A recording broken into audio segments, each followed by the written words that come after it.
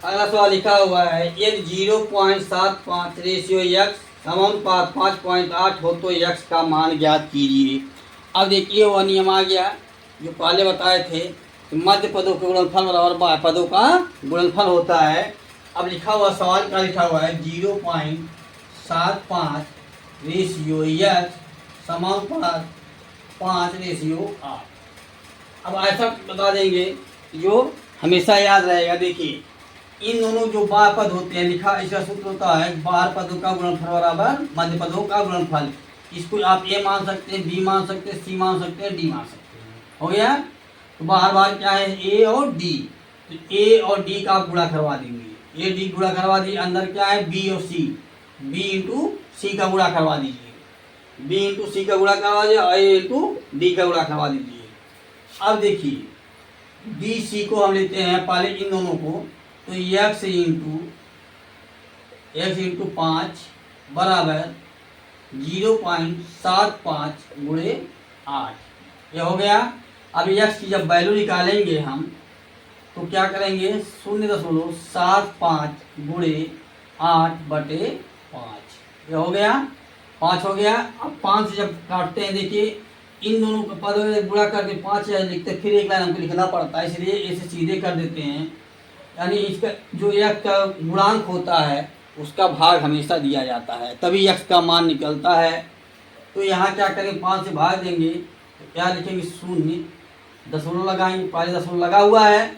अब क्या करें 5 का है 5, 15×5 = 75 कितना होता है 15×5 = 75। अब 0.15 का आपस में 8 में गुणा करवा देते हैं। गुणा करवा कितना आएगा 15/120, 15/120 हो गया। पॉइंट कितना के बाद 1 और 2 अंक बाद लगा दिए यहाँ से लेकर यहाँ तक। बस आपका ये इतना आंसर हो गया। कितना हो गया 1.2 इसका आंसर हो गया। जीरो का कोई महत्व नहीं है, दशमलव के बाद किसी जीरो का महत्व नहीं होता है, संख्या के नहीं है तो। यदि यहाँ कोई संख्या होती महत्व होता है इसका। 18/24 का तृतीयानुपाती क्या होगा, बस सीधे सीधे कुछ नहीं करना। ये हो गया, ये बी हो गया। तृतीयानुपाती के लिए होता है b² / a। तृतीय अनुपात यहाँ लिख देंगे, तृतीय अनुपाती बराबर b² a। b क्या है 24, ये क्या है 18, यानी 24 का हम 2 बार गुणा कराएंगे 24 में आपस में, तो 24 गुणे 24। देखिए स्क्वायर का मतलब ये होता है कि 2 बार गुणा किया, यानी b/b/a हो गया ना। वही चीज यहाँ लिखा है 24 × 24। क्योंकि एक तोड़कर गुणा करेंगे तो बड़ा आसान होगा। वैसे भी 24 के बराबर बताया है 576 होता है। 576 में 18 का आपको भाग देना है, लेकिन यहाँ यह आसान विधि है। 18 हो गया। अब देखिए 6 से काटते हैं, 6 से काटते हो जाता है 3 और यह हो जाता है कितना 6×4 = 24 हो गया। फिर 3 से काट देते, 3 का है 3 और 3 × 24, 4 और 8 का गुणा करवा देते हैं, कितना हो जाता है 32। तो इसका तृतीय अनुपात क्या हो जाएगा 32, इसका अब हो जाएगा। क्योंकि 4 अनुपात होता है तो तृतीय अनुपात पूछा हुआ, एक अनुपात क्या होगा 32 होगा और तीसरा क्या होगा, इसी कोई मतलब है हमको, केवल 32 से मतलब है। एक यक्स मान आ जाता है, इसको यक्स मान कर भी लगा सकते हैं। इसको यक्स मान में जब लगाएंगे क्या हो रहा है तो 18 अनुपात। तो चैनल को लाइक सब्सक्राइब एक बार कर दीजिए। फिर आने वाली वीडियो आपको बराबर से मिलती रहेंगी। और सवाल देखा हुआ है 675 को ए और बी में 5:4 के रूप में बांटिए। यानी कहने का मतलब सवाल हो गया कि एक ही तरह के अनुपात में सवाल नहीं पूछता है। कभी तृतीय अनुपाती पूछेगा, कभी चतुर्था पूछेगा, कभी मध्य पूछेगा और कभी ऐसे सवाल भी दे देता है कि अनुपात पूछता है।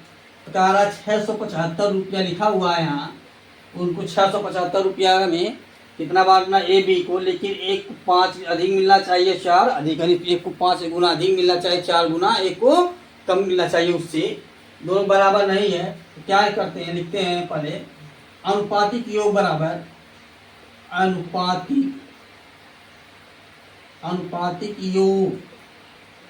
योग क्या होता है, योग मतलब जो अनुपात दिया इनका जोड़, 5 जोड़ 4, 5 जोड़ कितना होता है 4, 5 और जो 4 को आपस में मिला कितना होता है, 9 हो जाता है। कितना हुआ, 9।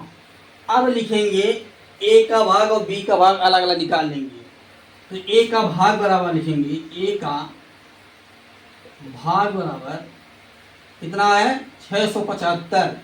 675 गुणे कितना है, 5। ये क्योंकि ए से इससे मिलेगा, बी इससे मिलेगा, तो 5 बटे टोटल कितना आया, 9। टोटल कितना आया है, 9। टोटल अनुपातिक योग का भाग कर देते हैं। तो भाग करें कितना हो जाएगा, यह 9 सते 63, 7 4 67, तो 9 पचे 45, 75। यानी हो जाता है 75 गुणे 5। 75 में 5 गुणा करवाएंगे, 5 पचे 25, 5 सत्ते 35 और 2 37, 375। ए को कितना मिलेगा, 375। तो बी के लिए आप 675 में से इसको घटा सकते हैं, जो बचेगा वह बी को मिल जाएगा।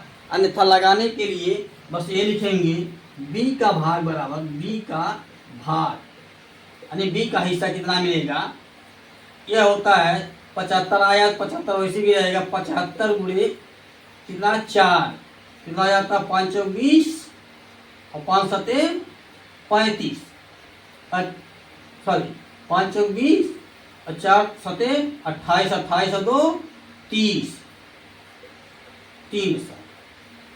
कितना हो गया, 300। अब जोड़ लिए 375 और 300, दोनों 600 हो रहा है, नहीं हो रहा। इनका योग जो है चेक करने के लिए 375 प्लस 300 बराबर 675। हमको बांटना कितना था, 675 को ए बटे बी के रूप में बांटना था, जबकि ए को अधिक मिलना चाहिए था, बी को कम मिलना चाहिए था। इस तरह से लगाया जाता है जो क्लास में, लेकिन शार्ट में लगाने के लिए सीधे सीधे इन दोनों का आपस में गुणा करवा कर इसमें भाग कर दीजिए, फटाफट इसमें गुणा कर दीजिए। 5 से गुणा कर देते हैं, 375 है, 600 में 375 घटा दीजिए, उत्तर हमारा आ गया। चाहे ए का पूछे चाहे बी का पूछे, कभी ए का पूछ लेगा कभी बी का पूछेगा, लेकिन हम यहाँ दोनों बताएं।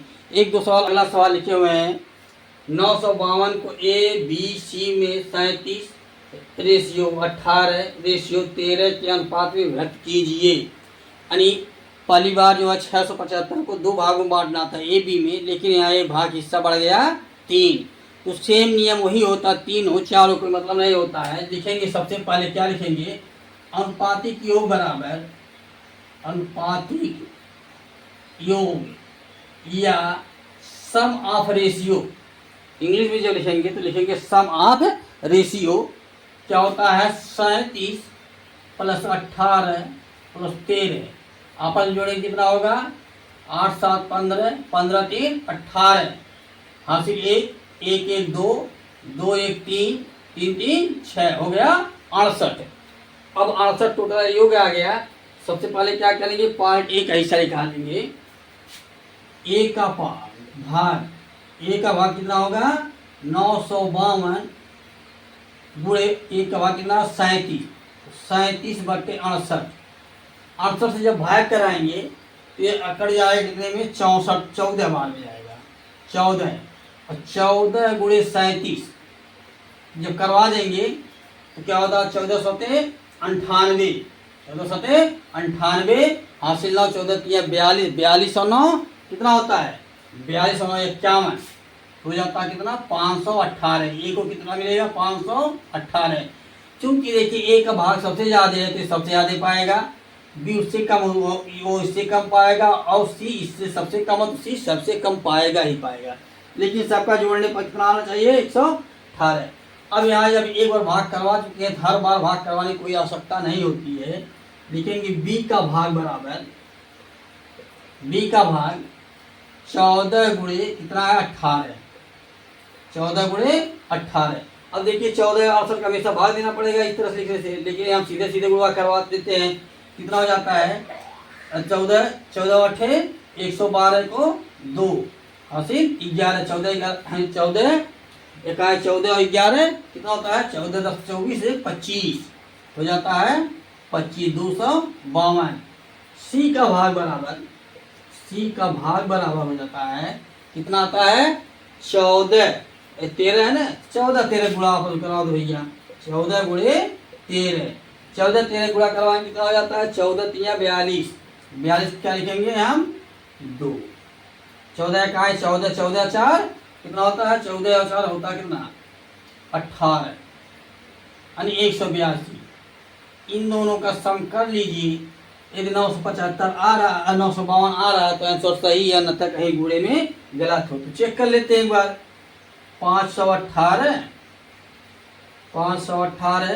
प्लस 252 प्लस 182 जोड़ना हमको, 8 2 10 10 2 12 को लिखे ना 2 हासिल 1, 8 1 9 9 5 14, 14 और 1 कितना होता है 15, 15 को लिखे हम क्या 5 हासिल 1, 1 1 2 2 2 4 5 4 9, 952 आ गया।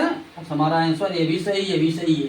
यानी इस तरह से सवालों को लगाया जाता, चाहे ए में हो, चाहे बी में हो, चाहे सी में हो, कितने रूप में बांटना हो, सबके रेशियो का योग कर लेते, रेशियो के योग करने के बाद भाग करवा देते, टोटल संख्या में जितना आता है उसको बारी बारी सभी संख्याओं गुणा करवा देते, सबका हिस्सा अलग अलग निकल जाता है।